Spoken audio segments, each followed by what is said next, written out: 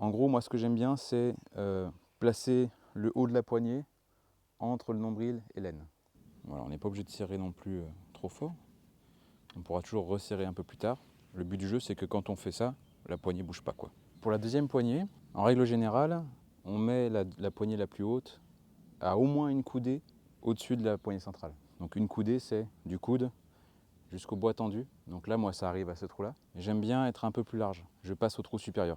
En règle générale, on change aussi l'espace des poignées selon le terrain sur lequel on fauche. Donc c'est intéressant d'avoir une poignée plus loin si vous travaillez par exemple en bas d'une pente. A l'inverse, si par exemple vous êtes en haute pente et que vous devez faucher en dessous, vous avez intérêt à mettre la poignée plus proche de l'autre. Par rapport aux poignets, vous pouvez voir qu'il y a un angle qui est assez original.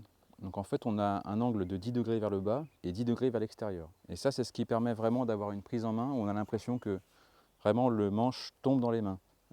Et on n'a pas les poignets qui sont cassés. Donc ça permet vraiment de faire un geste qui est des plus confortables. L'intérêt d'avoir fait un manche qui est parfaitement droit, c'est aussi de garder de la robustesse. En fait, nous, quand on fabrique ce manche, on va chercher le bois directement en scierie, on choisit les plateaux de frêne et on choisit la fibre du plateau. Donc on est certain à chaque fois où est-ce qu'on va faire notre débit. Donc là, la fibre du frêne, elle est parfaitement alignée quasiment tout le long du manche. Le plus important, c'est qu'elle soit alignée sur cette première partie-là. C'est là qu'il y a le plus de contraintes, il y a le plus d'efforts. Et à cet endroit-là, on choisit la meilleure qualité. Le problème, c'est que souvent, on a des manches plus esthétiques qui existent, qui sont galbées, mais qui ne sont pas galbées à chaud, avec une étuve, et qui sont donc sciées. Et ce sillage, eh ben, il ne va pas respecter forcément le sens des fibres, et il peut rendre le manche plus fragile. Pour nous, le but du jeu, c'est vraiment de garder le côté utile et pratique, sachant que le galbe n'est pas forcément nécessaire sur ce type de manche. On me demande souvent ce qu'il faut faire pour l'entretien du manche. On peut passer de l'huile de lin sur la totalité du manche, sur les poignets, même sur le cuir, sur les parties métalliques.